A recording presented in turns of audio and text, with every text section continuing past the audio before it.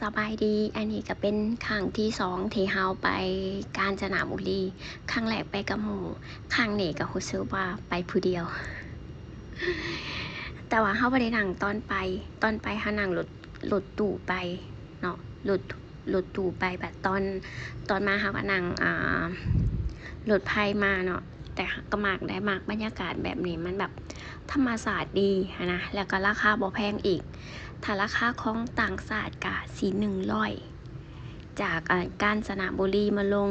อิหยังก็จันทนิวงศ์ถ้าอันนี้บ่ผิดเนาะจะลั่นสนิวงศ์หรืออิหยังสักอย่างตรงบ่อน BTS หั่นนะเฮาก็ไปลงนะหันอยากบอกว่ามักการนั่งแบบนี้มันชิลๆดีนะแต่ว่าก็ให้ระวังเรื่องขี้ฝุ่นเข้าตาต้องมีแว่นตาแล้วก็ผ้าปิดปากถ้านั่งอันนี้นะถ้าอยากนั่งแบบชิลๆนะเพราะว่ามันเป็นแบบบ่แม่นรถไฟ VIP ที่แบบว่าปิดกระจกนะอันนี้มันเปิดกระจกไว้เลยนะบอกว่าคักๆบรรยากาศดี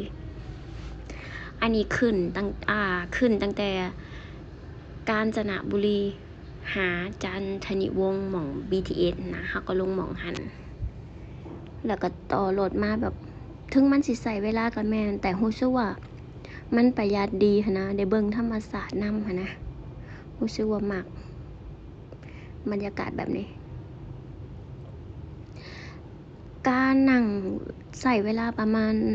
3 ชั่วโมงกว่าเพื่อสิฮอดบ้านมาบรรยากาศคักบ่มีถ้าแม่นมีบ้านอยู่นี่นะบ่มีพุ่นบ่มีหยังก็บ่ไกลปานใด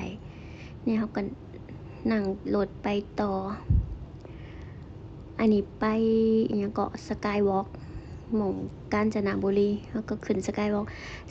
ก60 บาทต่อคนเด้อจ้าแต่บ่ฮู้ว่าราคาคนไทยเท่าใดแต่อันนี้ราคานี่60 บาทต่อคนอยากบอกว่าเดินไปบ่สุดจำพี่น้องเพราะว่าญาติ เดินไปกับกออันข้างๆไปที่มันมีท่อแน่นะพอคิดว่าถ้ามันอันนี้ลงมานะเฮาก็สิครึ่งไหวเฮาก็สิอันนี้นะมึงดูหูซูมหาซูมไผสิบ่ยานและแนมเห็นอันยังสำอยู่ข้างล่างไผสิกล้าขึ้นบางคนเขาย่างแบบซิวแห้งอะไรย่างผาบกันเบอร์2อุ้ยอันนี้ย่างก็อันนั้นมันไปบอกกาอันนะย่างไปหอดบ่เบิดก็มายืนถ่ายหูไว้นี่แหละจ้ะพี่น้อง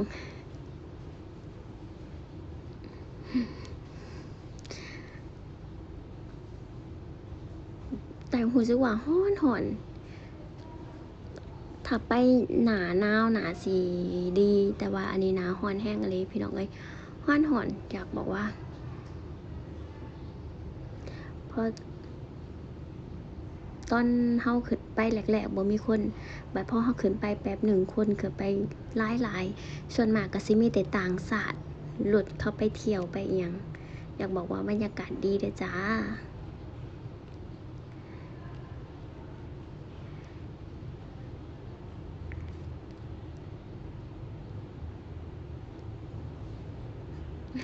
เน้นถ่ายรูปเน้น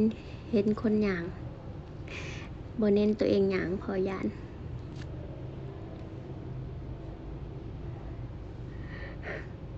มายืนอยู่ในแล้วก็ถ่ายเอาจ้ะ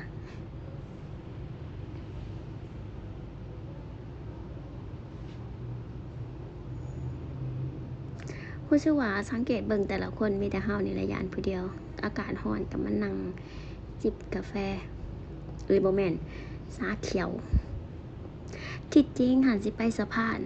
แต่บัดนี้หล่นไปส่งพิษก็เลยได้ไปนั่งจิบซะตกเย็นมาก็มาอันนี้มาย่างอันนี้ยังเกาะเขาเอิ้นยังเกาะทางรถไฟบ่เขาเอิ้นยังก็บ่ฮู้ลืมแหละ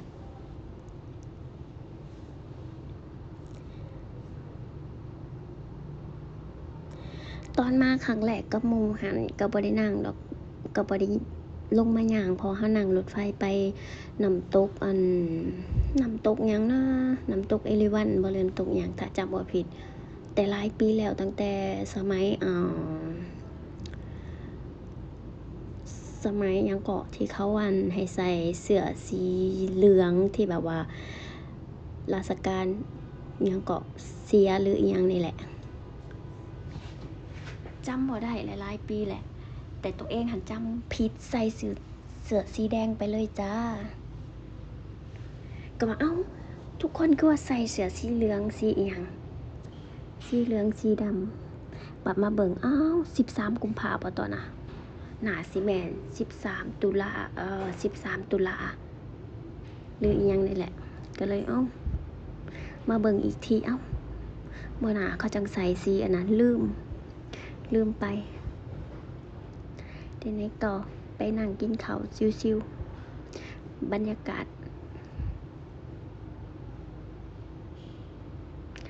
กาญจนบุรีจ้า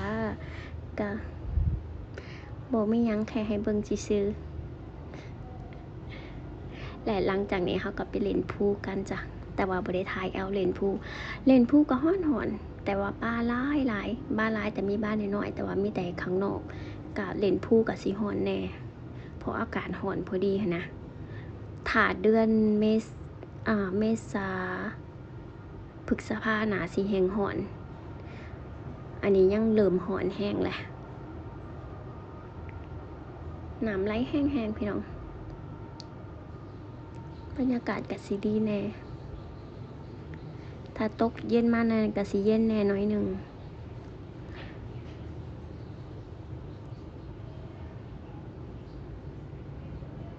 อยากบอกคลิปอันนี้ถ่ายยาวๆก็มีเพียงเท่านี้เด้อจ้า